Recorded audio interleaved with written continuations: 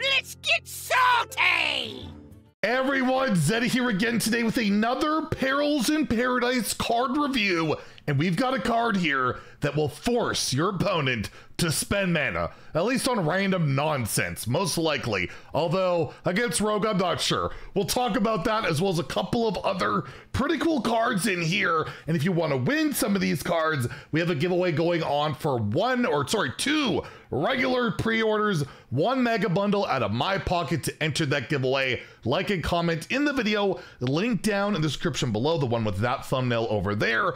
Be subscribed to the channel. For every 1,000 subs we get until all the cards are revealed, I will add another mega bundle. So hit that sub button, make me go baroque. So what am I talking about? Making my opponents having to spend mana? Well, we have a brand new pirate, neutral pirate, the Customs Enforcer, a 3 mana 2/5 minion, so quite a lot of health, will be pretty hard to remove early, and it reads, enemy cards that didn't start in their deck cost 2 more. So you're facing any card generation, let's just say, you know, Excavate Rogue, where they're generating all these random cards and they're costing at least 1. If it's from like the Azurite Scorpion, they'll cost 2 more on top of that. It is important to note though, let's say they've excavated like 8 times in that deck, for example. Spell to get costs 4 mana, it'll still just cost 1 because +2 doesn't bump it up that much, right? It still has that base of 1, but still can be a nice little disruption card for those decks that generate a bunch of cards. The Casino Mages, the Casino Rogues, the Priests that steal your cards. If they're gonna steal it, they're gonna have to pay a tax, right? They're gonna have to pay a little bit more. Is this going to be a meta card? It can vary. We've seen like disruption style cards see play, like Razor Scale sees quite a lot of play in Wild right now, just to try and make people, you know, spend mana on cards. Quite the novel concept. It's an ongoing effect. It's not a battle cry. This has to get removed if they want to do that, but it's also completely dead against, you know, aggressive strategies for the most part. They don't generate cards. They don't care. They could just ignore this. It is a very meta-dependent, very matchup-dependent style of card where, yeah, if Excavate Rogue remains really popular, gets even more stuff, then maybe I throw in a Customs Enforcer, but they could also probably easily remove this for an extent, or their spells are just, again, the discounts might not be super relevant. It's a cool card though. I like trying to make my opponents play an honest game of Hearthstone, but let's be real, that never freaking works. It's so rare. I'm gonna give it a 2. I don't think it's a major meta player just for how like niche and interaction it is. Like, right, it's only on those generated cards for the most part. It just doesn't really come together. And Wild, there's not a lot of creative buy, believe it or not. For the most part, you just play broken stuff in your deck and go crazy, right? They all cost 0 and stuff, but it's not really generated outside of like some of the stuff in like the Null Rogues these days. So I'll give it a 2 across both formats, but I do love the fact they're trying to make, you know, they're letting us police Hearthstone a little bit through our custom agency. Next, we have another pirate, the Bumbling Bellhop, a 3 mana 3/3. It is an undead and a pirate, so you can get those undead synergies, let's say in Deathlight, those pirate synergies, let's say in Rogue or Warrior. It has taunt on it, and it also reads a battle cry.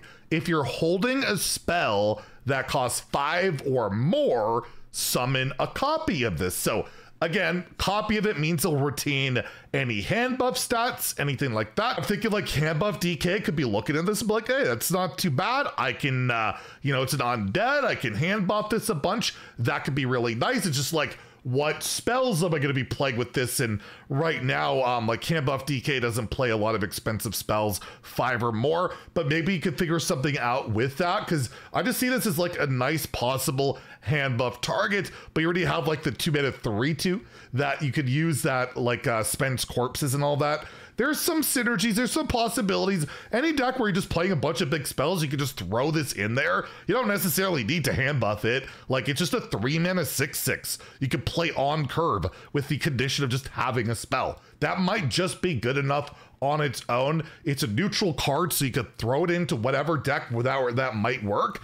And it's got taunt, so it's like defending yourself. So I could absolutely see play in very specific style of decks, whether it's hand buff or not. But if you're consistently a deck that has a lot of expensive spells, I say why not? Why not throw in a 3-mana 6/6 taunt? That seems good. You don't have to play the spell. You just got to be holding it. I'll give it a 3. It's a 3-mana 3/3. Why not? I'll give it a 3 out of 5 in standard, 2 out of 5 in wild, where, yeah, it'll be way too slow. Even there, a 3-mana 6/6. You're probably not caring too much about, but you could do some Shudderwalk. It's another thing for Shudderwalk, as long as you're holding an expensive spell, which Shudderwalk Shaman these days doesn't really want to do. And then lastly, we have Carrion Grub. I love the name. Absolutely beautiful name. The artwork on that card, not so beautiful. A 4-mana 5/4 beast, and it has Battle Cry.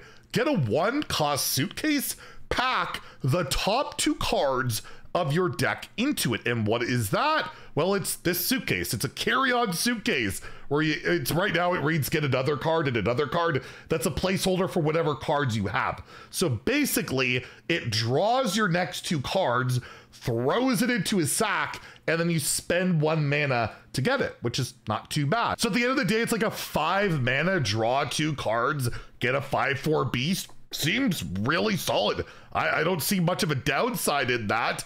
You can repeat Battle Cries and Wild with Macaw and all. Why do I always think of like Shudderwalk Shaman, but it's Battle Cries? I think of Battle Cries all the time. It's got a beast tag. This absolutely could see play, right? Like, think about the old days. Think about the old days of Azure Drake.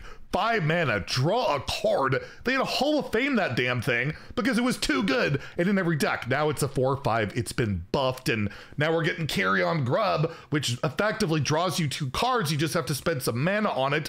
Although they play that customs card, you got to pay 2 more mana for it. It's terrible, right? So I guess it could get Skulking Geist and Wild. It's 1 mana and all of that, but overall, just seems good if you're looking for some draw. It's too bad we don't have Dredge to kind of help manipulate, maybe do some shenanigans with this, but overall, I'll give it a 3 out of 5.